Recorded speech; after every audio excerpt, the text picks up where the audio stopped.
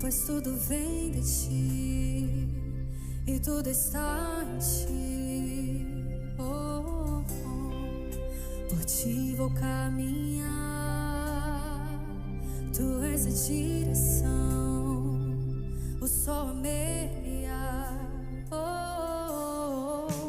Tudo pode passar, teu amor jamais me deixará.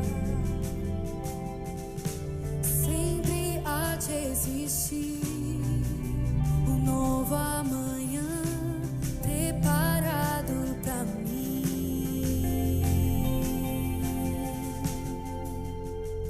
Eu me rendo aos teus pés, és tudo que eu preciso pra viver. Eu me lanço aos teus braços, onde encontro meu refúgio. Jesus.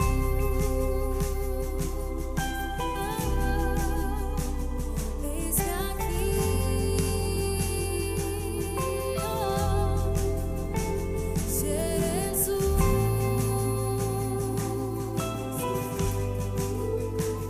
Eis-me aqui.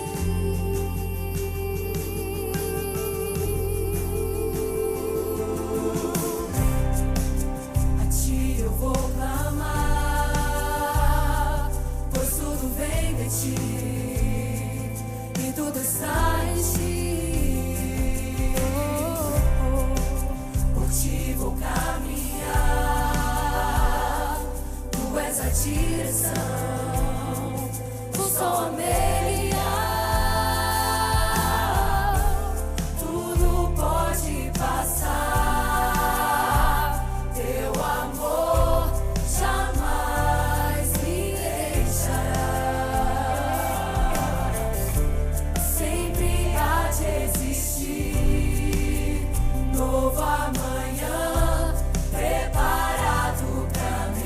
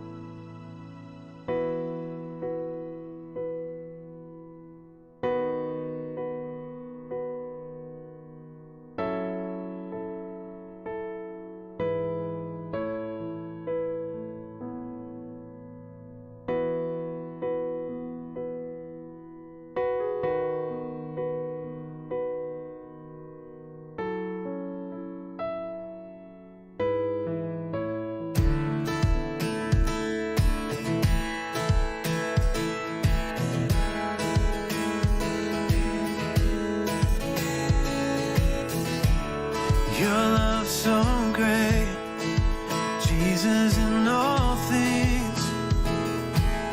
I've seen a glimpse of your heart, a billion years. Still I'll be singing. How can I praise you enough? How can I praise you enough? We sing you are the Lord. You are the Lord Almighty. Outstanding on the stars in glory. Your love is like the wildest ocean. Oh, nothing else compares.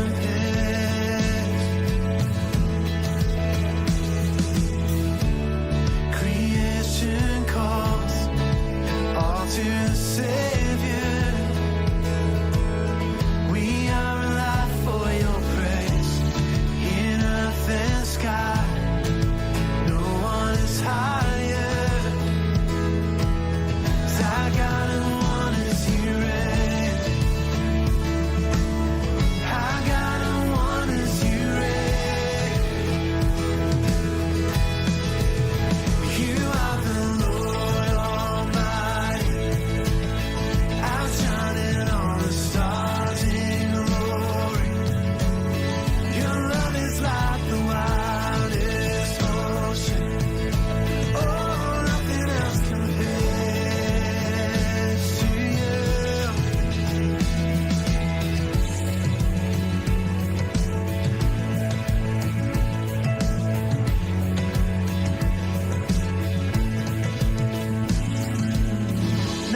To us, but to your name we lift up all praise.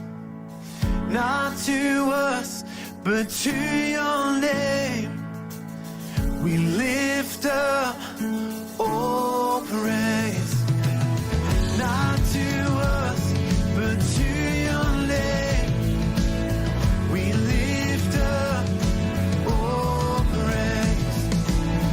Not to us, but to your name we lift up all praise. You are the Lord Almighty, outshining all the stars in glory. Your love is like the wildest ocean. Oh, nothing else compares to you.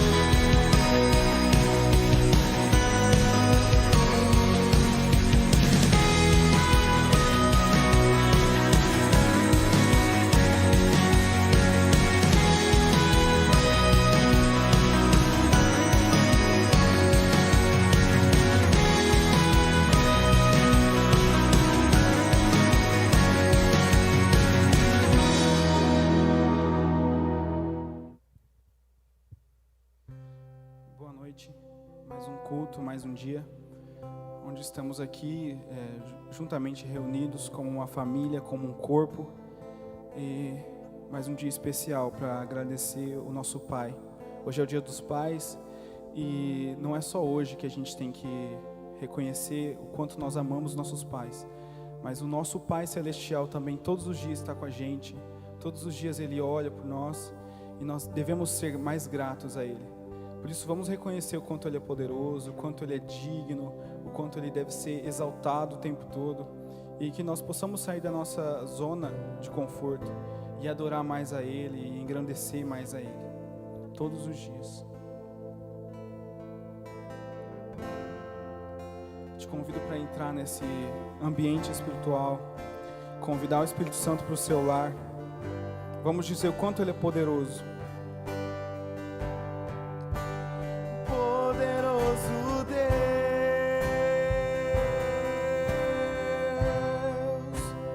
poderoso Deus, poderoso Deus, minha alma anseia por ti.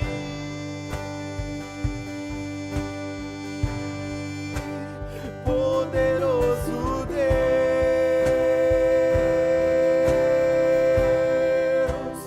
poderoso Deus,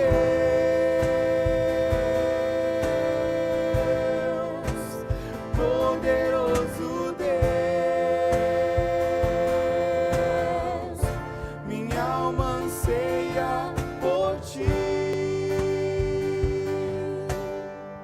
Tu és poderoso, Senhor.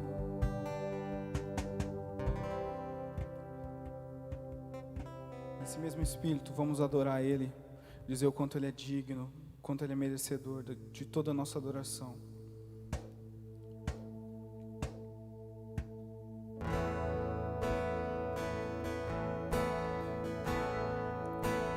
Quem é esse que vem nos abraçando?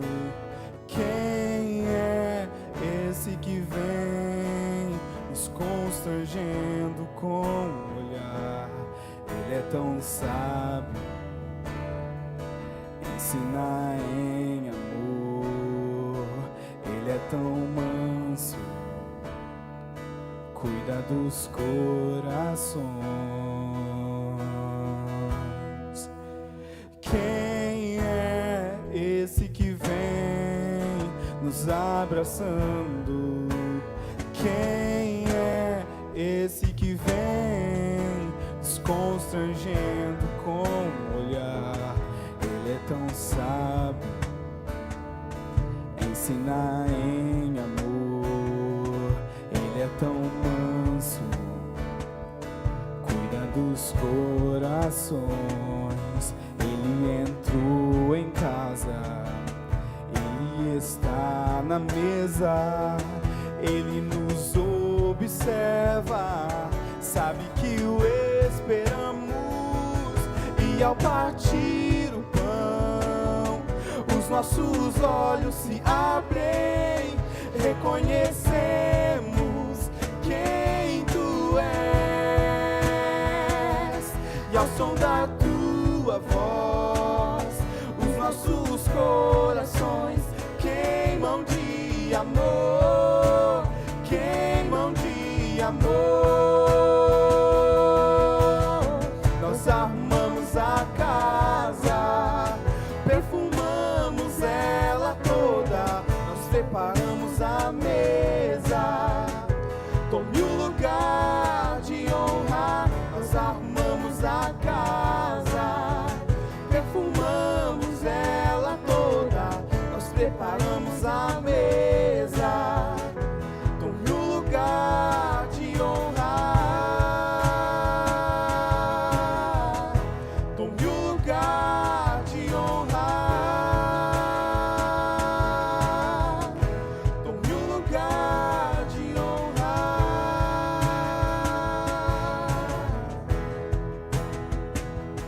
E ao partir o pão, os nossos olhos se abrem. Reconhecemos quem Tu és. E ao som da Tua voz, os nossos corações queimam de amor, queimam de amor. E ao partir o pão, os nossos olhos se abrem. Reconhecemos quem Tu és. E ao som da Tua voz, os nossos corações queimam de amor, queimam de amor. Nós arrumamos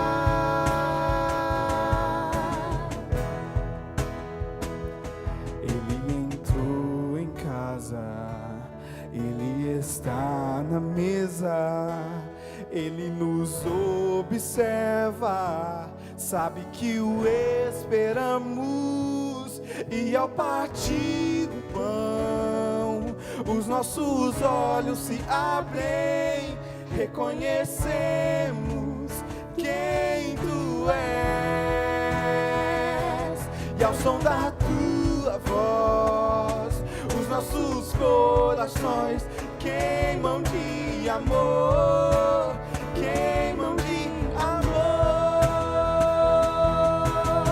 Nós arrumamos a casa, perfumamos ela toda, nós preparamos a mesa. Tome o lugar de honra, nós arrumamos a casa, perfumamos ela toda, nós preparamos a mesa. Tome o lugar de honrar, tome o lugar de honrar, tome o lugar de honrar, tome o lugar de honrar, tome o lugar de honrar, tome o lugar de honrar, tome o lugar de honrar.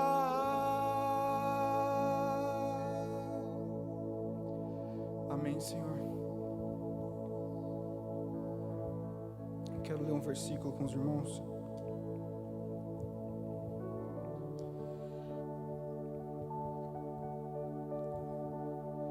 O versículo se encontra em Hebreus 13, versículo 15. Ele fala: assim, por meio de Jesus, ofereçamos um sacrifício constante de louvor a Deus, o fruto dos lábios que proclamam o seu nome. Vou ler mais uma vez. Assim, por meio de Jesus, ofereçamos um sacrifício constante de louvor a Deus, o fruto dos lábios que proclamam o seu nome. Ontem eu estava meditando nessa palavra e esse versículo falou muito comigo sobre o quanto a gente deve sempre manter nosso louvor. E por mais que algumas coisas me abalam, por mais que algumas coisas nos abalam, a gente tem que permanecer louvando o nome dele. Você não vai ser menos merecedor porque a gente já não é merecedor. Você não vai ser mais merecedor se você deixar de louvar. Então continue louvando a Deus, continue clamando pelo nome dele, continue adorando e dando todo o seu melhor para ele. É isso que ele deseja. O fruto dos lábios que louvam o seu nome.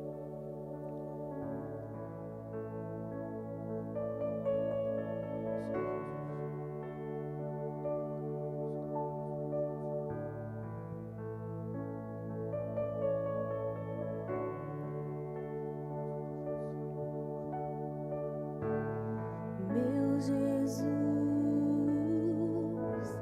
Salvador, outro igual não há. Todos os dias quero louvar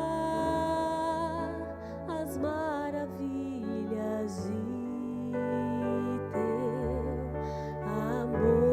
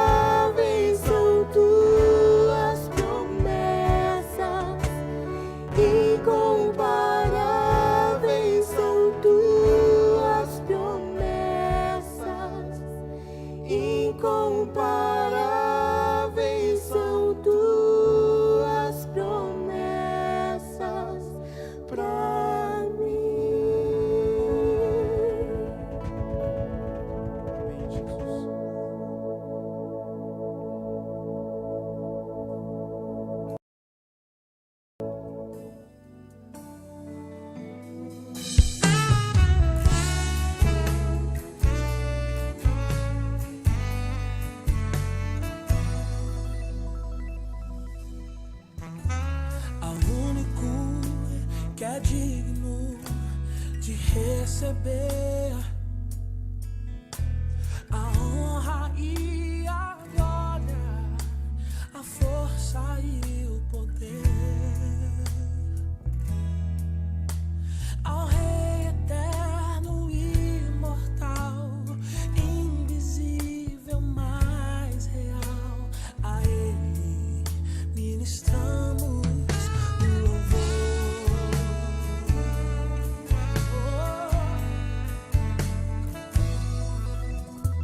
Ao único que é digno de receber a honra e a glória, a força e o poder. Ao Rei eterno e imortal, invisível, mais real, a Ele ministramos o louvor. Coroamos a Ti, ó Rei Jesus. Coroamos a Ti, ó Rei Jesus. Adoramos o Teu nome, nos rendemos aos Teus pés, consagramos todo nosso ser a Ti.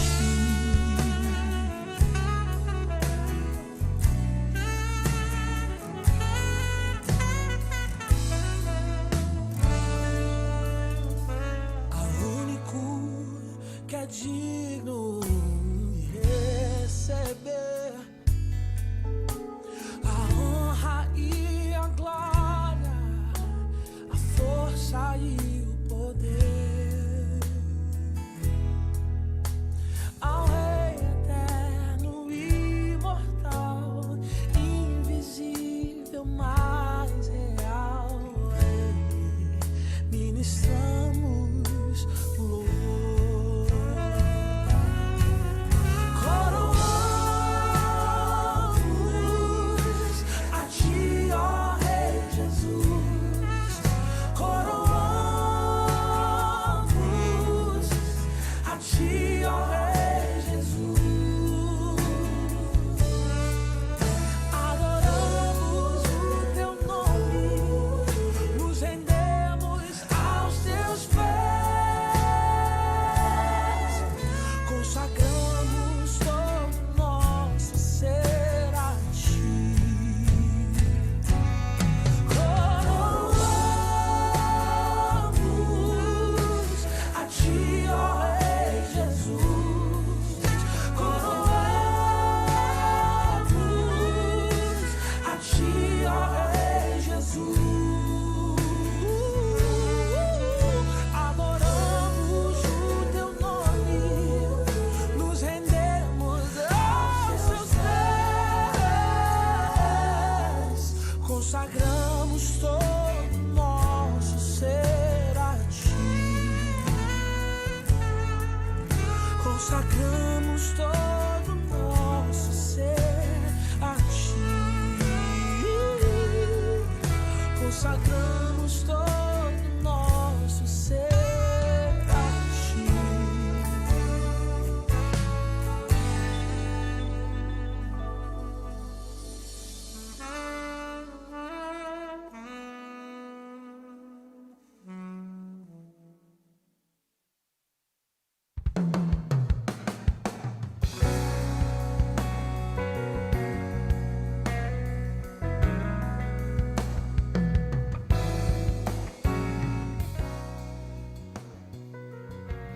Graça e paz, queridos e amados irmãos de Guararapes, os paulistas, os goianos, mineiros, baianos e mais alguns espalhados por esse Brasil que têm nos acompanhado.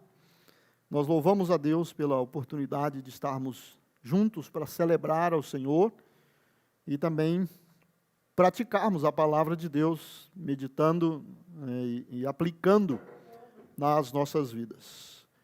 Nós temos trabalhado nesses últimos domingos com um tema comum, que é a manifestação da glória de Deus. E já passamos uns bons domingos trabalhando no tema e ainda continuamos hoje.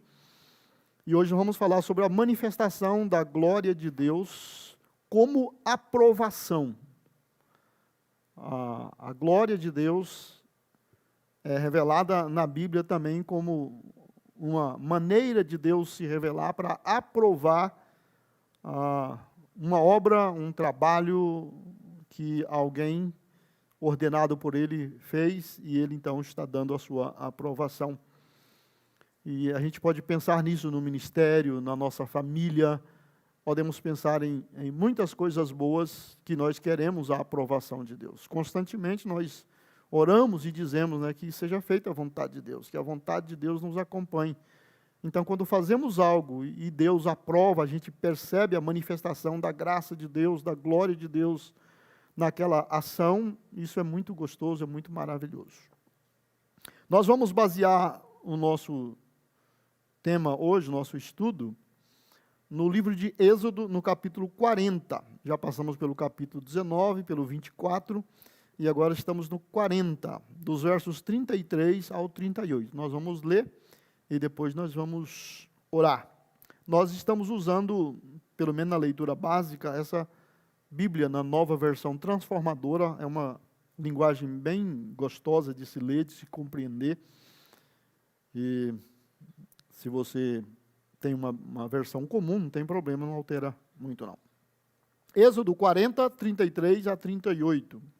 Moisés pendurou as cortinas que cercavam o pátio ao redor do tabernáculo e do altar e colocou a cortina à entrada do pátio.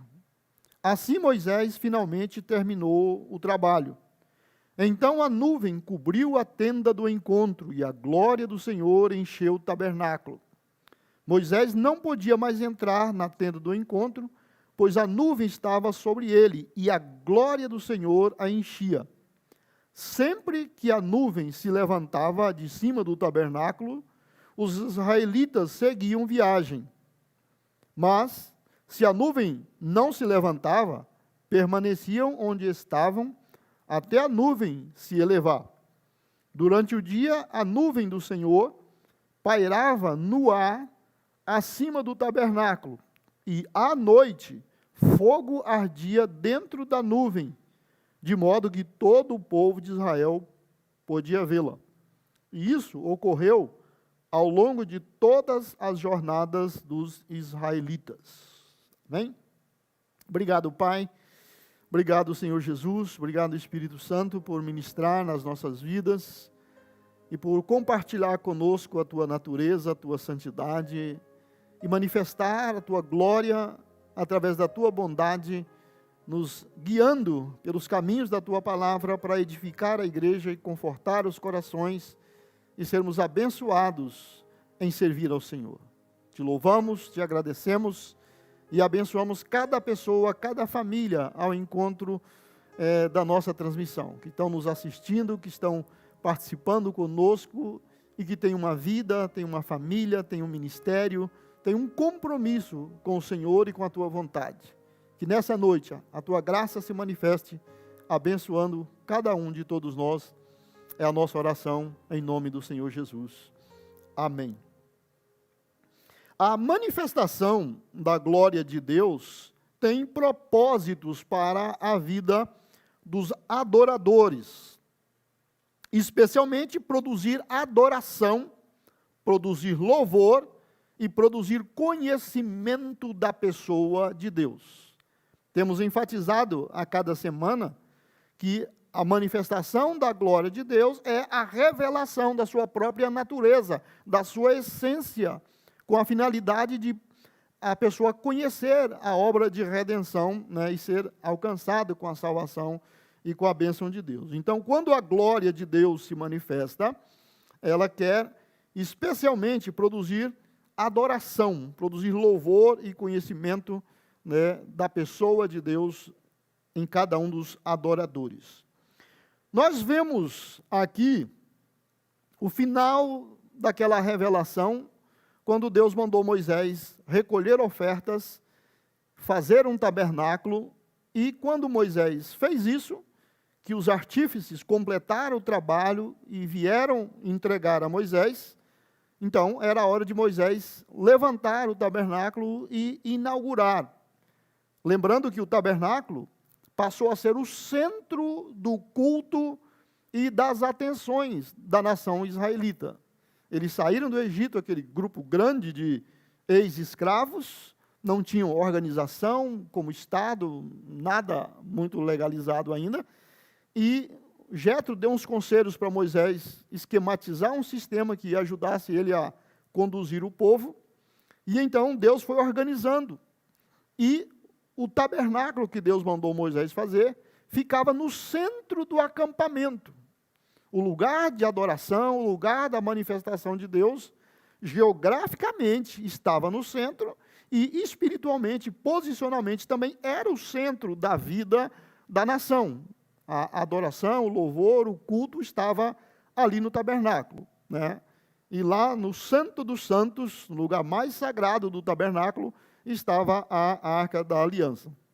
No capítulo 39 de Êxodo, os versos 32, 42 e 43, esses versos sintetizam a finalização da obra. Está escrito: assim se acabou toda a obra do tabernáculo da tenda da congregação. E os filhos de Israel fizeram conforme a tudo que o Senhor ordenara a Moisés. Assim o fizeram, conforme a tudo que o Senhor ordenara a Moisés, e assim fizeram os filhos de Israel toda a obra. Viu, pois, Moisés toda a obra, e eis que a tinham feito. Como o Senhor ordenara, assim a fizeram. Então Moisés os abençoou.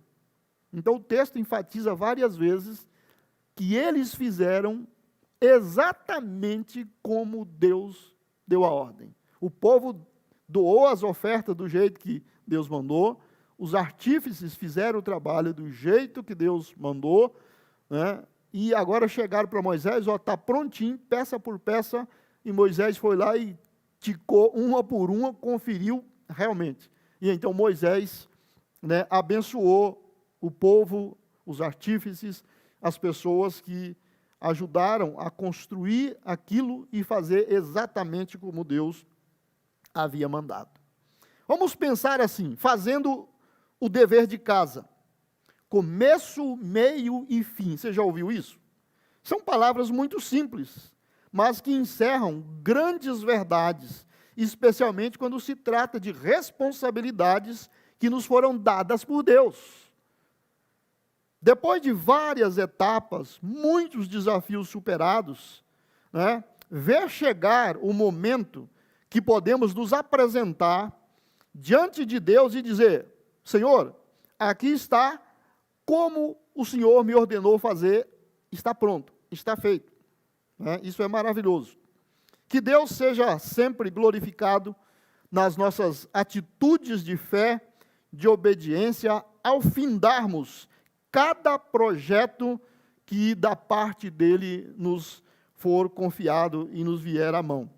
Não importa qual seja o projeto, né? Qual o tamanho do projeto, qual o significado, e até mesmo para quê, qual a função desse projeto. O que realmente conta é que precisamos de fidelidade na sua execução do começo ao fim. Deus nos deu um trabalho para fazer, façamos bem feito do começo ao fim, né, de maneira satisfatória. Moisés recebe e confirma que o trabalho está feito e bem feito. Como aconteceu, né, ou acontecera com Noé, quando obedeceu e trabalhou na sua arca, e fez tudo conforme lhe fora ordenado, aqui também vimos que os filhos de Israel fizeram toda a obra como Deus havia ordenado a Moisés. Esse grande líder do povo havia recolhido a oferta, de vários materiais, tecidos, né, todas as espécies que Deus havia ordenado, e repassou tudo isso, todos esses materiais, para os artífices, que também haviam sido, né, 2 deles para liderar, convidados especialmente, nominalmente por Deus, para fazerem tudo o que Deus lhe mostrara lá no monte. E agora, aqui está Moisés, recebendo desses artesãos um santuário pronto, peça por peça, nos mínimos detalhes, pronto para ser montado e utilizado. Moisés conferiu e confirmou que realmente estava tudo ali, como Deus lhe havia ordenado, e então Moisés abençoou aquelas pessoas, louvou a Deus pela vida deles, abençoou a vida deles pelo serviço, pelo ministério. Recebendo a bênção de Deus pelo trabalho bem feito. Aquela bênção de Moisés para aqueles artífices e para o povo, né, todos que trabalharam e de alguma forma contribuíram, tinha uma significação muito especial, né? Ninguém nunca havia feito nada naqueles padrões de beleza e perfeição. Nunca tinha sido visto e feito no mundo todo. Por si só, a obra terminada já era uma realização para cada um deles. Imagina você fazer algo grande, majestoso, né, laborioso, cheio de detalhes e significado. Quando você termina, você sabe que aquilo é único no mundo, para uma única finalidade. Isso em si já é uma recompensa tremenda, né? Durante muito tempo, por todas as gerações seguintes, todas as vezes que fossem cultuar, né, e celebrar a Deus, aquelas pessoas lembrariam da participação deles em tudo aquilo que foi feito. É realmente muito bom fazermos alguma coisa que vai durar bem mais do que a nossa existência terrena, né, e tendo significado para muitas pessoas. Não podemos pensar em ministério só durante a nossa existência. Eu já estou velho mesmo, eu já estou aposentando, eu já estou em fim de carreira, então não vou me esforçar mais, não vou fazer mais nada, vou deixar para os outros. Não. O reino de Deus é eterno. A vida que Deus nos deu é eterna. O evangelho que pregamos é eterno. As vidas que são salvas ganham a eternidade. Podemos fazer coisas que vão persistir e perdurar muito tempo depois de nós. Não podemos pensar em realização e satisfação só para os nossos dias, né? É realmente muito bom fazermos coisas que vão bem além da nossa existência terrena. Não perca a bênção do homem de Deus, dos líderes que Deus colocou na sua igreja, na sua comunidade de fé, que você participa, né? Se Deus deu a eles uma visão, deu a eles um ministério, deu a eles alguma coisa e que precisa da sua participação, não perca a bênção de Deus, né? Todos nós precisamos de comunhão e prestação de contas, servindo uns aos outros. Ninguém é uma ilha, né? Já é até um jargão. Ninguém é uma ilha. Mesmo quem está no topo da liderança precisa estabelecer contatos e relacionamentos com pessoas que lhe sirvam de referência, tanto mais acima quanto paralelo, ao lado, quanto abaixo da estrutura de hierarquia que a pessoa esteja servindo. Assim, em todo tempo, né, terá a quem prestar contas e não cair na armadilha de ser autossuficiente e intocável. Há um tempo atrás eu ministrei sobre discipulado aqui, ensinando na igreja, e falamos que todos nós precisamos de 3 pessoas nos acompanhando na vida. Nós precisamos de um Paulo, né, que é um discipulador, um líder influente e de referência e experiência na nossa frente. Precisamos de um Barnabé, que é alguém à nossa altura, alguém no mesmo nível, que caminhamos junto, ombro a ombro, e todos nós precisamos de um Timóteo, um discípulo mais novo, que vamos caminhando com ele, preparando e ajudando ele a chegar nesse caminhar com Deus e substituir a liderança no futuro. Então, mesmo que você seja importante, esteja no topo da hierarquia do seu trabalho, do seu ministério ou da sua igreja, tenha pessoas de referência para você prestar contas, você não ficar intocável e isso te trazer problemas futuramente. Eu costumo perguntar para líderes, quando eu faço palestras, qual a possível frase que as pessoas irão gravar em nossas lápides depois que partirmos dessa vida. De vez em quando a gente faz ofícios fúnebres, a gente prega, a gente fala das qualidades da pessoa, presta homenagem, pessoas dão uma palavra e vão e levam e sepultam e depois faz uma lápide e escreve alguma coisa lá. O que vão escrever na minha? O que vão escrever na sua? Eu faço esse tipo de brincadeira quando eu ensino na liderança, porque a moral disso é nos ajudar a diagnosticar o que realmente estamos fazendo que é significativo para as pessoas ao nosso redor.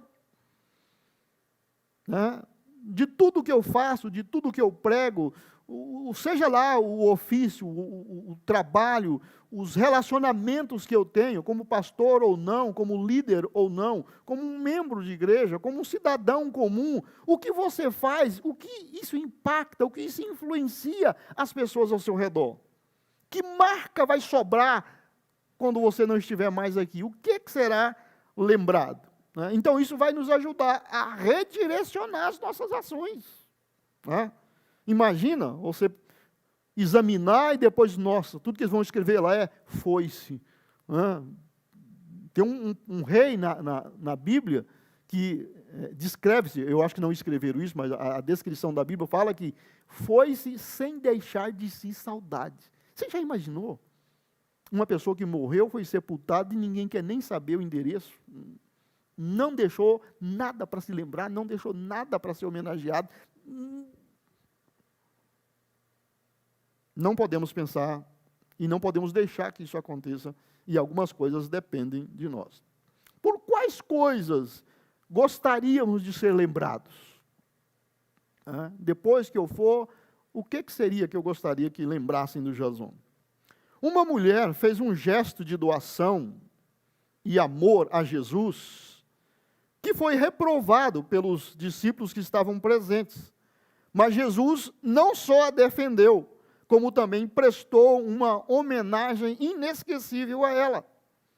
Ela não era o que nós chamaríamos aqui hoje de um alpinista social, alguém caçando ascensão a qualquer custo, ou uma caçadora de recompensa. Tudo o que aquela mulher queria era expressar o seu amor e a sua gratidão a Ele. E valeu a pena. Porque o que eu estou fazendo aqui agora é até cumprimento do que Jesus falou. Lá em Mateus 26, 13, onde está narrado essa história, Jesus disse, em verdade vos digo, ele falando para os discípulos dele, onde quer que este evangelho for pregado, em todo o mundo também será referido o que ela fez para a memória sua. Veja bem, Jesus já deixou a frase na lápide dela. Ela fez algo por mim que ninguém no mundo vai esquecer, porque enquanto o evangelho existir e for pregado, vão falar dela e do ato dela. Quem não gostaria de ouvir isso de Jesus? O pessoal alguns se matam para virar imortal, fazem coisas para não serem esquecidos. Essa aqui simplesmente amou. E Jesus falou, pode ficar tranquilo que o seu nome já está na galeria dos heróis. Saiba que Deus tem os meios de trazer a sua bênção e proporcionar uma recompensa pelo trabalho de cada um de todos nós, seus filhos. A motivação deve ser a de servir a Deus e não de receber uma recompensa. A motivação deve ser de servir a Deus e não de receber uma recompensa. Isso seria negócio. Assim, deixa de ser culto, deixa de ser ministério, deixa de ser algo voluntário, deixa de ser expressão de um coração agradecido. Culto é voluntário. É dedicação do próprio coração, daquilo que você tem. Se você vai fazer porque você vai receber 2 vezes mais, 10 vezes mais, isso é negócio. Não tem a ver com culto, com celebração a Deus. O nosso Deus sabe muito bem das nossas necessidades e sabe como cuidar para que nada nos falte, ainda, né, que tenhamos abundância em tudo. Deus sempre estará suprindo, né? Ele sempre fará que tenhamos até mais do que pedimos ou pensamos. E isso vai manter o nosso coração, né, fora do foco da avareza e da mesquinhez. Eu não sirvo a Deus em troca de bênção. Eu não sirvo a Deus porque Ele vai me dar mais dinheiro. Eu não sirvo a Deus porque eu saí lá de baixo, já estou aqui, e o ano que vem eu vou estar mais em cima. Não, nós servimos a Deus porque amamos a Deus e porque abençoamos a obra de Deus com as bênçãos que Ele tem nos dado, e isso nos ajuda a manter o coração totalmente fora de avareza e de mesquinhez. Provérbios 10, 22 fala que a bênção do Senhor é que enriquece e não acrescenta dores. Deus nos faz prosperar, crescer, sem que a gente tenha dores de cabeça, sem que a gente tenha que estar se matando para segurar aquilo que conseguiu às duras penas. Vamos pensar aqui no dia da inauguração. Né? Sabemos que Deus é o Senhor do tempo. A bênção de Deus precisa estar em nossa vida toda e em tudo o que fazemos. A bênção de Deus precisa estar em nossa vida toda e em tudo o que nós fazemos. Deus é eterno e mesmo assim não se omite de participar de nossas vidas passageiras. Né? Ele é o Senhor do tempo e das estações, como Ele mesmo revelou a Daniel, capítulo 2, 19 a 21. Então, foi revelado o segredo a Daniel numa visão de noite. Então Daniel louvou o Deus do céu. Daniel falou e disse: seja bendito o nome de Deus para todo sempre, porque dele é a sabedoria e a força, e ele muda os tempos e as horas. Ele remove reis e estabelece reis. Ele dá sabedoria aos sábios e ciência aos entendidos. Tudo que é bom está nas mãos de Deus. E Ele tem poder para fazer o que bem entender. E eu gosto da ideia de estar do lado dele, de estar abençoado por Ele, estar sendo cuidado por Ele. Deus fala a Moisés e lhe dá, por exemplo, a data exata, né, com dia e mês, né, em que o tabernáculo deveria ser montado e inaugurado. Capítulo 40, verso 1 e 2, Deus falou mais o Senhor a Moisés, dizendo: no primeiro mês, no primeiro dia do mês, levantarás o tabernáculo da congregação. No dia que ia fazer 1 ano que eles haviam saído do Egito, no primeiro mês, primeiro dia, eles já estavam organizados com um tabernáculo pronto para ser inaugurado. Né? Maravilha. Podemos não saber o todo do que Deus nos ordena fazer, mas é importante termos uma atitude de obediência pela fé, sem questioná-lo ou questionar a sua palavra ou a sua vontade. Nem sempre vamos saber todos os detalhes do que Deus nos pede ou nos manda, mas precisamos obedecer pela fé às instruções que temos. Né? Confiando no caráter dele, nós devemos estar dispostos a obedecer pela fé.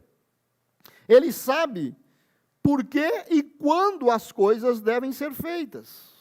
Nós estamos, por exemplo, fazendo essa transmissão e pensávamos que 2 semanas, 3 semanas de transmissão, nós estaríamos novamente no templo, né? E nós que mudamos para um novo templo em novembro, né? Estávamos começando a acostumar com o novo templo, bonito, gostoso, ainda não totalmente acabado, mas 2 semanas, já estamos indo para 5 meses.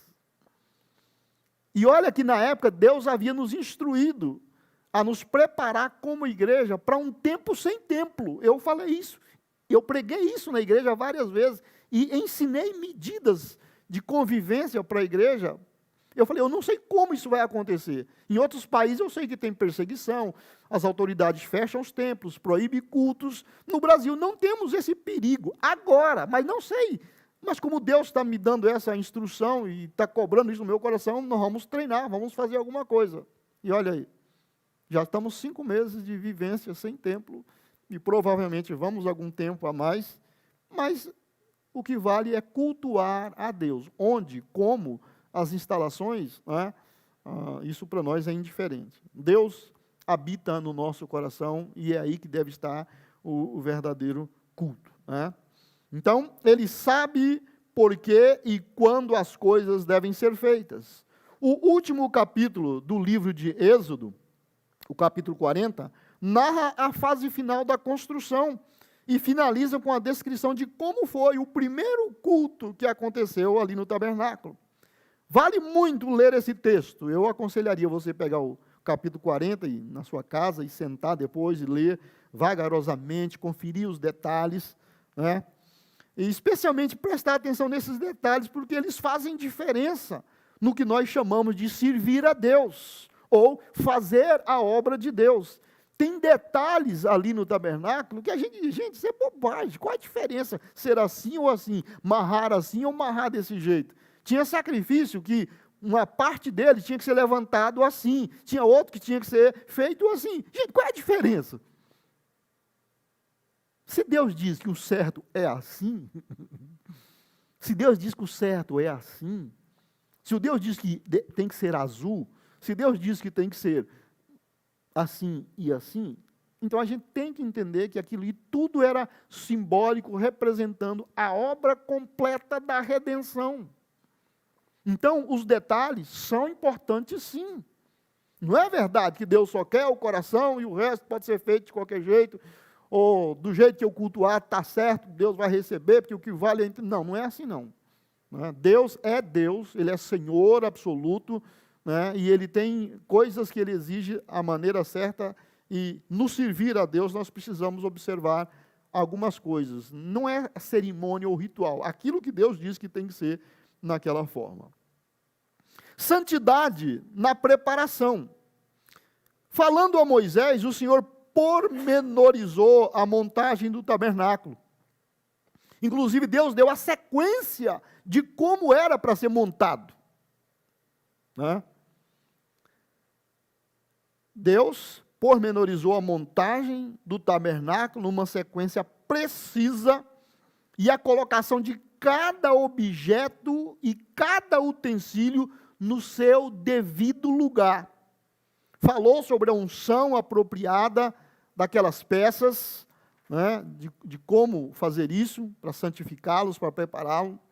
O serviço do tabernáculo, né, todos os rituais ali, seria realizado por Arão e os seus filhos, que receberiam, né, instruções e seriam cerimonialmente apresentados diante do Senhor Deus, devidamente paramentados. Entre as coisas feitas para o tabernáculo, havia as vestes cerimoniais que eles usariam nos ofícios, né? Então eles estariam paramentados com vestes e ungidos e separados para administrarem o sacerdócio. Quando eu falo desses detalhes assim, eu lembro que nós brasileiros, por exemplo, nós latinos, nós não somos muito formais. Nós somos muito da informalidade, da coisa improvisada. Né? Vocês olham um americano, um europeu, né? Ele levanta segunda-feira, a primeira coisa que ele faz é pegar a agenda e colocar cada detalhe da semana inteira, planejar, a hora que ele sai, a hora que ele chega, a hora que ele recebe a visita, quanto tempo dura, ele faz tudo aquilo nos pormenores. O brasileiro, a gente tem uma agenda para o ano todo e ela fica cheia de espaço vazio o tempo todo, e às vezes depois nós anotamos o que fizemos. Nós somos muito informais. Isso faz parte da nossa cultura. Um lado, tem lado bom, mas tem um lado também negativo. Então, se você lê esses detalhes da consagração das peças, dos sacerdotes, né? Por exemplo, Moisés ia fazer um sacrifício, pegar o sangue, né? Colocar numa vasilha e chegar no sacerdote, tinha o lugar certo de respingar o sangue. Tinha um, por exemplo, que era no dedão da mão, no dedão do pé. Depois ia pegar azeite da unção, colocar naquele mesmo lugar. Gente, por que não só na testa e na mão, pronto? Então, tudo aquilo tem um significado em relação à obra da redenção. Então, há detalhes da nossa fé que nós praticamos assim, porque isso tem a ver com o sacrifício de Cristo, com o modo como Deus recebe aquele sacrifício e como nós devemos reagir, né, a isso que Deus nos deu. Esse ministério dos sacerdotes ali no tabernáculo, desde aquele momento, né, que fosse inaugurado o tabernáculo, ele teria característica de sacerdócio perpétuo, eternamente a tribo de Levi, né, e os descendentes de Arão, eternamente serão os sacerdotes. Hoje não está funcionando na Israel, por causa de toda essa questão do cativeiro e de quando voltaram e como a coisa funciona, mas o templo vai ser reconstruído e a vida vai voltar ao normal e a linhagem de Arão vai assumir esses ofícios, porque Deus diz que é eterno, isso é para sempre, né? Mesmo que a gente não entenda hoje o que é para sempre, mas Deus sabe e isso vai voltar a acontecer. Isso é de muita profundidade de espiritualidade para todos nós, né, que hoje, na nova aliança, somos todos ministros e sacerdotes. Então, se somos todos ministros e sacerdotes, nós precisamos atentar para determinadas coisas, que não pode ser feito de qualquer maneira. Tá? O Senhor Deus queria um tabernáculo para culto. O tabernáculo era só para cultuar a Deus, onde cada peça e cada utensílio, cada instrumento daquele, né, seriam ungidos e santificados para o culto a Deus. Agora, vamos pensar aqui conosco. Deus manda fazer um tabernáculo, vamos dizer assim, uma tenda, uma barraca especial, né, cercada, com determinado tipo de madeira, ouro, prata, joias, tudo para ser bem feito, igual um modelo que ele mostrou no céu, mandou levantar com um certo padrão de respeito, de santidade, mandou ungir, consagrar tudo aquilo, e qualquer pessoa poderia servir de qualquer jeito. Vocês acham que pode servir a Deus de qualquer jeito, de qualquer maneira, que não tem a menor importância? Né? Então, a lição para nós, de que adiantaria tudo aquilo, todo aquele templo bonito, todo aquele tabernáculo bonito, aquelas peças artesanais, né, que nem em outro lugar do mundo tinha, e nunca iria ser feito outro, e nunca vai ser feito outro semelhante, né? Se as pessoas que iriam ministrar ali não fossem igualmente santas, separadas para Deus e comprometidas com Deus. As coisas de Deus devem ser operadas por pessoas de Deus, separadas para ministrar a Ele. Só para vocês terem uma noção, não entra no nosso detalhe aqui de hoje, mas na inauguração, 2 dos filhos de Arão, 2 sacerdotes, foram exterminados por irreverência. Na inauguração. Deus leva as suas coisas a sério. Êxodo 40:16, repete. E fê-lo Moisés conforme a tudo que o Senhor ordenou, assim o fez.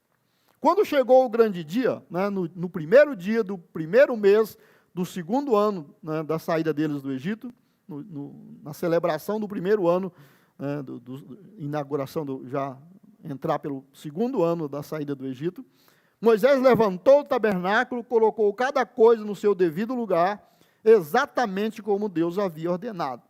Eu, particularmente, Jason, tenho uma grande admiração pelo final do versículo 33 de Êxodo 40. Lá o verso 33 termina dizendo o seguinte: assim Moisés acabou a obra. Assim Moisés acabou a obra. Essa minha admiração não é pelo simples fato de ter concluído o trabalho, mas pela construção de um projeto idealizado por Deus mostrado a ele, lá no monte, naquela revelação, e lhe ordenado que tivesse cuidado de fazer exatamente como ele havia mostrado. Então Moisés montar tudo, está tudo certinho, do jeitinho que Deus pediu, assim Moisés acabou a obra. Para mim é muito significativo. Era uma grande obra, minuciosa em detalhes, em materiais, em medidas, em simbologia e em significado. Era único. Em nenhum outro lugar na terra tinha ou teria, ou vai ter algo assim. Era exclusivo daquele povo e daquele Deus único. Você não gostaria de estar lá naquela inauguração? Você não gostaria de participar de algo único na existência do mundo todo? O sucesso do trabalho não dependia só da fidelidade e da obediência de Moisés. Veja bem, lá no monte Deus mostrou para ele e recomendou a ele como é que ele deveria falar e fazer. E Moisés veio cá, recolheu as ofertas do jeito certo, os materiais certos, convidou pessoas que teriam que participar. Veja bem, todas essas pessoas tinham que igualmente estar comprometidas. O sucesso da tarefa de Moisés também dependia da fidelidade das outras pessoas. Uma igreja boa, abençoada, com um trabalho maravilhoso, fazendo a diferença na sociedade, não é trabalho só do pastor presidente, só do líder. Não é só do líder de departamento, do líder de ministério. Deus dá a visão, Deus cobra o padrão, mas todos que vão participar precisam ser fiel naquilo que é a sua parte. Para que toda a obra de Deus, seja feita e o sucesso seja de todos. Era, de cada artífice, de cada israelita, que participava de uma ou de outra forma. Até quando Deus mandou recolher a oferta, falou, pega apenas de quem voluntariamente quiser dar. Porque era uma coisa para Deus. Então, finalmente, Moisés viu tudo pronto, no devido lugar, como Deus havia dito. Isso é muito emocionante, isso é muito especial para qualquer um de nós. Não se pode esperar, ou separar, o final do versículo 33, que fala, e assim Moisés terminou a obra, do verso 34, lá do capítulo 40. Porque os dois, a conexão de um com o outro, lembrando, eu gostaria de sempre voltar a isso, quando a Bíblia foi escrita, não havia divisão de capítulos e versículos. Só nas nossas, de quando a Bíblia foi impressa, é que passou a se usar a divisão de capítulos e versículos para facilitar a localização. Então, isso fica significativo para nós no modelo que temos hoje. Mas nos textos originais é uma leitura corrida. Mas no nosso modo, do verso 33 para o 34, ele se torna muito rico espiritualmente, porque dá uma compreensão para quem não prestou atenção. Quando ele presta atenção, ele vê coisas maravilhosas. Lá diz, assim Moisés acabou a obra. Então, a nuvem cobriu a tenda da congregação, e a glória do Senhor encheu o tabernáculo. Lembra que a nuvem e a glória do Senhor estava lá no alto do monte? Moisés subiu lá, entrou lá na nuvem e participou lá de tudo aquilo. Agora, na hora que Moisés montou o tabernáculo, estava tudo prontinho. A hora que ele saiu de lá, que ele falou, Deus, está pronto. A nuvem e a glória de Deus veio sobre o tabernáculo. Aquilo,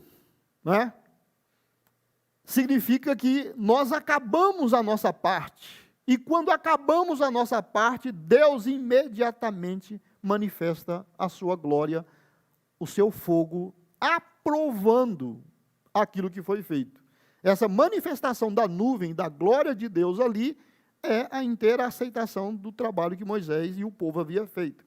Aquilo era a aceitação de Deus, de tudo o que fora feito.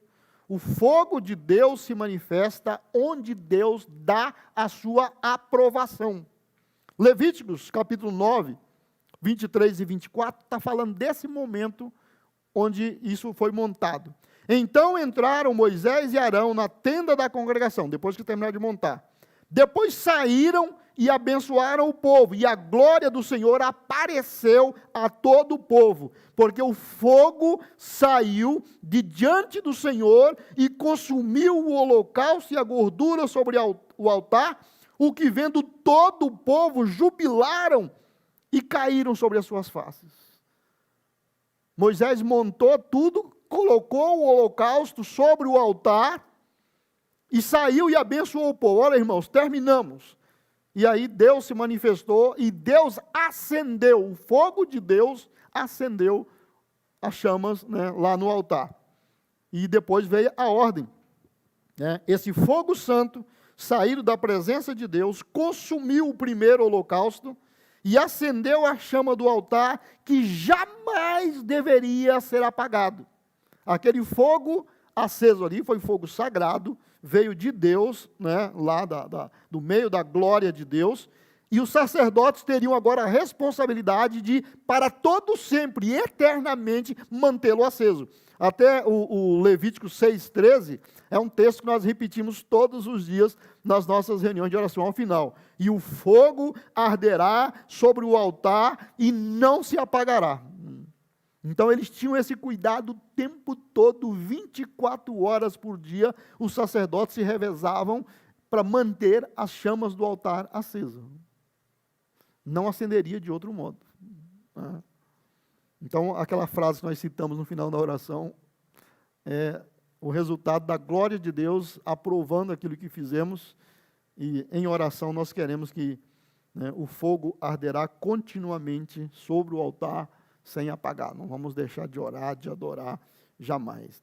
A alegria, né, de ver isso é maravilhoso, porque a glória do Senhor na nuvem e o fogo que dele procedeu era a confirmação pública da aceitação divina do ministério sacerdotal e da eficácia dos rituais, das ofertas que estavam acontecendo ali.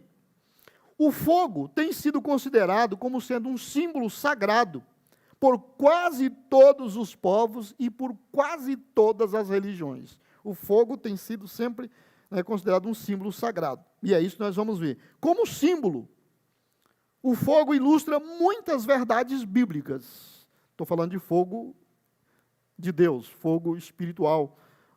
O material que Deus mandou lá, o fogo natural, mas também, né, o fogo sobrenatural. Como símbolo, o fogo ilustra muitas verdades bíblicas. Por exemplo, uma verdade bíblica: o fogo apareceu na proteção ao povo durante a caminhada. A partir dali, né, fala que era assim que sempre acontecia. À noite, a nuvem que cobria o tabernáculo tinha a aparência de fogo. Durante o dia era uma nuvem que fazia sombra, né, e à noite ela iluminava. Aquilo protegia o povo. Então, o fogo apareceu como uma proteção ao povo durante a caminhada e durante toda a jornada deles até entrarem em Canaã. Uma segunda manifestação: o fogo foi instrumento, e sempre será, da justa vingança de Deus. Ele falou isso para Moisés lá no monte, e lá em Deuteronômio 4:24, Moisés falou para o povo: vocês sejam fiéis a Deus, não entrem para a idolatria, porque o Senhor nosso Deus é fogo devorador, Ele é Deus zeloso, ou seja, Ele cuida das coisas dele. Né? Deus é um fogo devorador, um fogo consumidor, Deus é zeloso. Esse fogo devorador é um instrumento da vingança ou da justiça de Deus se manifestando. Uma terceira manifestação do fogo de forma simbólica: o fogo é um símbolo da manifestação do Espírito Santo. Lá em Atos dos Apóstolos, no dia de Pentecostes, então surgiu algo semelhante a chamas de fogo que pousaram sobre cada um deles, os 120 que estavam ali no cenáculo. Né, houve um vento veemente e as línguas como que de fogo vieram sobre eles. Então, manifestação do fogo é manifestação do Espírito Santo. Uma quarta manifestação descrita na Bíblia: o fogo veio consumir o sacrifício sobre o altar e acender o fogo sagrado que nunca iria se apagar. Né? Esse aqui na inauguração do tabernáculo. Né? Levíticos 9, 24, o fogo saiu da presença do Senhor e consumiu o holocausto e a gordura no altar. Quando eles viram isso, gritaram de alegria e se prostraram com o rosto no chão. Né? Então, o fogo da presença de Deus, simbolizando a aprovação de Deus, né, acendeu a chama no altar que permaneceria acesa para sempre. Como símbolo também, o fogo ilustra a aprovação de Deus. Quando Deus chama alguém, quando Deus ordena que se faça algo e aquilo é feito, uma das maneiras da pessoa ter a convicção que Deus aceitou é a manifestação do fogo. Eu vou mostrar alguns exemplos na Bíblia. Por exemplo, Elias e os profetas lá no Monte Carmelo. Lembram da história do profeta Elias? No capítulo 18 de 1 dos Reis, nos versos 23, eu só estou pegando os textos que mostram a ação, versos 23, 24 e o verso 38. Agora tragam para cá 2 novilhos, que os profetas de Baal escolham um deles, cortem o animal em pedaços e coloquem sobre a lenha do altar, mas não ponham fogo na lenha.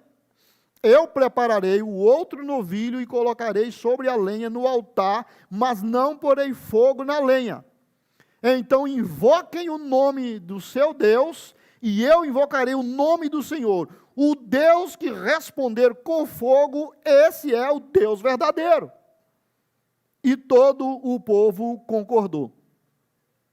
Né? E aí, já sabemos a história. Eles oraram, gritaram, começaram a se cortar. Foram de manhã, da hora que começaram aqui, até 3 da tarde, que era a hora no templo, no tabernáculo, fazer o ritual do sacrifício da tarde, e nada. Aí Elias falou para eles, para, se não aconteceu até agora, esquece. E aí eu já medi a oração de Elias, já cronometrei, dá menos de 30 segundos, não chega a 1 minuto. Né? E aí ele orou, e quando ele orou, no mesmo instante, fogo do Senhor desceu do céu e queimou o novilho, a madeira e as pedras e o chão, e secou até a água da valeta. Tem dúvida quem é Deus? Então, se alguém ali, né, o pessoal estava dividido, Baal, né, a rainha trouxe esse Deus lá da terra dela, e disse que é ele que a gente tem que adorar, ela matou os profetas, sacerdotes, estava exterminando o culto de Israel, e Elias estava sendo preservado por Deus, e chegou a hora, Deus falou, vai lá e acerta esse negócio lá. E Moisés falou, Elias, né? Vamos fazer um tirateima aqui. O Deus que responder com fogo, esse é o Deus, e é esse que nós vamos ficar. Né? Então, Deus respondeu com fogo, aprovando Elias e o ministério dele. Gideão foi um juiz de Israel, depois que eles entraram em Canaã. Na sua consagração, Deus o chamou para libertar Israel, e ele estava meio temeroso, Deus confirmou, falou que estaria com ele, e ele resolveu fazer uma oferta. Juízes 6, 20 e 21. O anjo de Deus lhe disse, coloque a carne e os pães sem fermento sobre essa pedra, e derrame neles o caldo. Gideão obedeceu, olha aí, Gideão fez igual era para ser feito. Né? Então o anjo do Senhor tocou na carne e nos pães com a ponta da vara que estava em sua mão. E fogo subiu da pedra e consumiu tudo que Gideão havia trazido. E o anjo do Senhor desapareceu.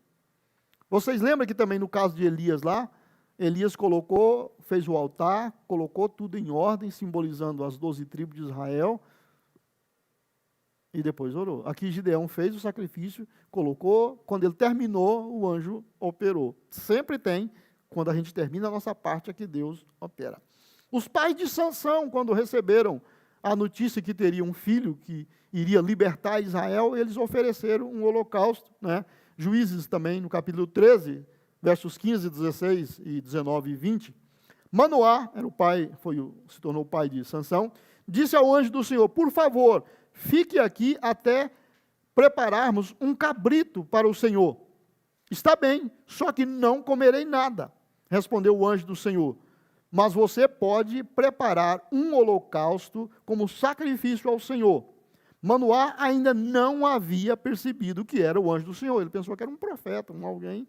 Ele falou, vou fazer um churrasquinho para ele aqui. Então Manoá tomou um cabrito e uma oferta de cereal e os apresentou sobre uma rocha como sacrifício ao Senhor. Enquanto Manoá e sua esposa observavam, o Senhor fez algo extraordinário. Quando as chamas do altar subiram ao céu, o anjo do Senhor subiu nas chamas. Ao verem isso, Manoá e sua esposa se curvaram com o rosto no chão. Até ali ele estava pensando que era um homem comum. Quando ele viu o fogo consumindo o holocausto, o sacrifício, e o anjo desapareceu na fumaça, na chama, ele, epa! Bênção de Deus, aprovação de Deus. Quando o rei Salomão inaugurou o templo, segundo das Crônicas 7, de 1 a 3, quando Salomão terminou de orar, desceu fogo do céu e queimou os holocaustos, os sacrifícios, e a presença gloriosa do Senhor encheu o templo. Os sacerdotes não podiam entrar no templo do Senhor, pois a presença gloriosa do Senhor havia enchido o templo. Quando todos os israelitas viram o fogo descer e a presença gloriosa do Senhor encher o templo, prostraram-se com o rosto no chão e adoraram e louvaram ao Senhor, dizendo, Ele é bom, seu amor dura para sempre. Esse povo aqui da época de Salomão tinha lido a história de quando Moisés inaugurou o tabernáculo, o fogo desceu do céu. Eles sabiam que o milagre havia acontecido, e quando Salomão começou a construir o templo, já era 404 anos depois da saída do Egito. Quer dizer, já era uma história antiga. O Brasil está com 500 e pouco, era quase isso. Então, alguém contar uma história aqui dos dias do descobrimento do Brasil, a gente fala, nossa, isso é história antiga, será que isso ainda acontece? E aí eles viram ao vivo. Salomão orou, acabou de orar, fazendo a consagração do templo, e o fogo de Deus se manifestou, a glória de Deus se manifestou, consumindo o holocausto. Veja bem, em comum, em todas essas manifestações que eu mostrei, que eu li aqui para vocês, em comum, todas as manifestações do fogo e da glória de Deus produziram louvor e adoração na vida de quem ofertava e de quem presenciava. Todo mundo, quando viu a glória de Deus se manifestando, caiu por terra, se prostrou, adorou, reconheceu que Deus é Deus. Lembra que eu falei na introdução? A manifestação da glória de Deus tem o propósito de nos levar a um conhecimento da sua pessoa e produzir adoração, louvor. Tem pessoas pedindo fogo do céu, que Deus manifeste o seu fogo, mas ele nem sabe para quê e nem por quê. Para Deus manifestar a sua glória, Ele faz isso para realizar propósitos. E nós temos que estar em sintonia com esses propósitos de Deus. Eu quero fechar aplicando. Quantos projetos? O tabernáculo foi um projeto.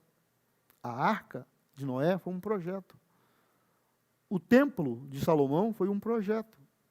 O ministério de Sansão, de Elias, o meu, o seu, o ministério da Monte das Oliveiras, da igreja que você congrega, é um projeto que Deus deu. Quantos projetos são inaugurados em data de conveniência que as próprias pessoas escolhem, sem tudo estar no devido lugar e sem o povo ser abençoado pelos líderes, e mais triste ainda, sem a manifestação da presença, da glória e do fogo de Deus. É triste, e isso é um fim muito ruim, muito triste, para um projeto que a gente dizia, eu recebi isso de Deus. E a gente faz, entrega e não acontece nada, e nunca acontece nada, porque não é feito sob a orientação de Deus, sobre a bênção de Deus, sobre os detalhes que Deus leva em consideração. Segundo, aqui nós vimos, e está revelado a nós, o modelo de Deus para realizar seus projetos, realizar as coisas na nossa vida. Ele dá uma revelação, Ele mostra como Ele quer que seja feito, Ele acompanha enquanto fazemos, Ele abençoa, Ele provê os recursos para ser feito, Ele dá graça para a gente fazer. Deus nunca vai pedir para a gente ou mandar a gente fazer algo além das nossas condições e capacidades. Se Deus nos der algo muito acima de nós, você já pode começar a glorificar, porque tem milagre. Porque se Ele mandou você fazer uma coisa que você não tem condição, então você já sabe. Você não pode pensar, eu nunca dou conta de fazer isso, eu não vou fazer isso porque é fora da minha capacidade. Se Deus falou, eu quero isso, você já pode começar a glorificar e pode começar a buscar as orientações, porque tem bênção vindo aí. Deus nunca vai nos pedir algo impossível. E se Ele nos der algo muito grande, uma tarefa além das nossas condições, Ele vai operar milagres, Ele vai fazer coisas maravilhosas. Então, isso é princípio de Deus. Terceiro, temos que fazer a obra de Deus, do jeito de Deus, para termos os recursos e a bênção de Deus. Preste atenção nessa frase. A obra de Deus, feito da maneira de Deus, sempre terá os recursos de Deus. Fazer a obra de Deus, do jeito de Deus, nós sempre teremos os recursos de Deus. E para fechar, 4, é um desafio. Obedecer a Deus, fazer do jeito que Ele pede, como Ele pede, além das nossas capacidades, é um desafio. Mas a graça soberana do Senhor irá acompanhar a todos que se propuserem a depender da fé e da suficiência do Senhor para nos acompanhar naquilo que Ele mesmo mandou fazer. Quando Jesus disse para os discípulos, ide por todo o mundo e pregai o Evangelho e faça discípulos de todas as nações, todo mundo, todas as nações, é muita gente, é muito lugar, é muito longe, é muito custo. Será que Jesus não tinha calculado? Tinha. O que Deus colocou no seu coração, não pense nas dificuldades, não pense nos obstáculos, pense na glória de Deus que vai se manifestar sobre a sua vida para você fazer o que Ele pediu, o que Ele ordenou, e Ele vai prover o necessário. Sempre. Deus proverá para que seja feito o que Ele mandou, como Ele mandou, do jeito que Ele mandou. Não vá pechinchar, não vá pedir desconto, né? Deus pediu de ouro, faz de ouro. Deus mandou ir de primeira classe, vai de primeira classe. Deus mandou ir de a pé, vai a pé. Deus mandou não fazer, não faça. Deus disse, fique quieto e espere, fique quieto e espere. Vai passar da hora? Não vai passar da hora. Se Deus mandou esperar, não vai passar da hora. Ninguém é mais competente do que Deus. Então creia, né? E desfrute, né, da glória de Deus, da aprovação de Deus. A minha oração é que o fogo de Deus, que a glória de Deus manifeste na sua vida, manifeste na sua família, manifeste no seu trabalho, nos seus empreendimentos, nos seus sonhos. Deus vai abençoar aquilo que é feito em fé e em obediência sempre. Amém? Pai, nós te adoramos, nós te bendizemos, porque a glória do Senhor se manifestou em todas as obras que o Senhor ordenou que fossem feitas, e ao serem executadas da tua maneira, o Senhor manifestou gloriosamente e aprovou, e isso ficou registrado. Nós oramos para que a nossa vida seja um projeto que está em andamento, e nós queremos que no final, o apóstolo São Paulo até escreveu que o fogo do Senhor vai passar sobre o que nós fizemos. Se for feno, palha ou madeira, isso vai ser destruído. Mas se for ouro, prata, né, ou pedras preciosas, isso vai brilhar ainda mais, isso vai depurar ainda mais. Oramos que o Senhor abençoe e manifeste a sua glória, o fogo da tua aprovação na nossa vida, no nosso ministério, na nossa igreja, na igreja de cada um dos teus filhos. Oramos, Senhor Deus, por esse tempo de provação e de dificuldade que nós, como seres humanos, estamos passando globalmente, mas tem muita coisa maravilhosa e gloriosa acontecendo. A mão do Senhor, o poder do Senhor, a bênção do Senhor está agindo poderosamente na vida daqueles que estão clamando ao Senhor, estão buscando ao Senhor, estão agindo de acordo com as orientações que o Senhor dá. Nós te louvamos por isso. E nós encomendamos a nossa semana, que queremos ela abençoada, protegida, guardada, e que o Senhor nos favoreça com a sua bênção. E manifeste a tua glória sobre a nossa vida. É a nossa oração em nome do Senhor Jesus. Que o amor de Deus, a graça do Senhor Jesus Cristo e as consolações do Espírito Santo seja com todo o povo de Deus em toda a face da terra, agora e para sempre. Amém. Deus te abençoe e uma boa semana.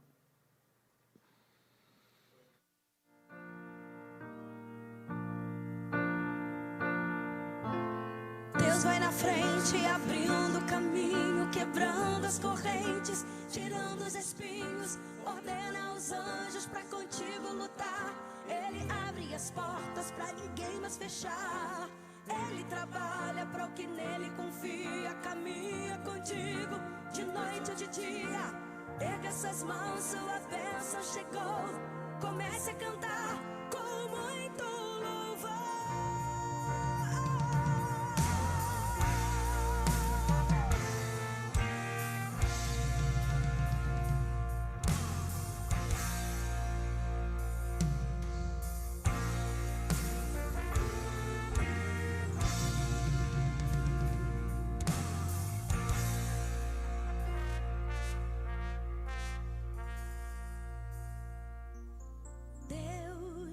Não rejeita a oração. Oração é alimento.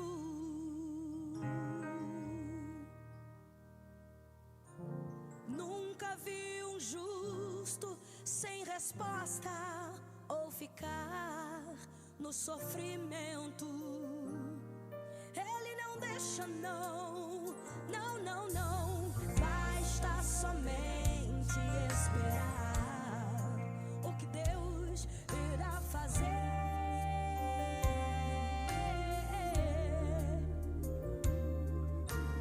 Quando Ele estende suas mãos,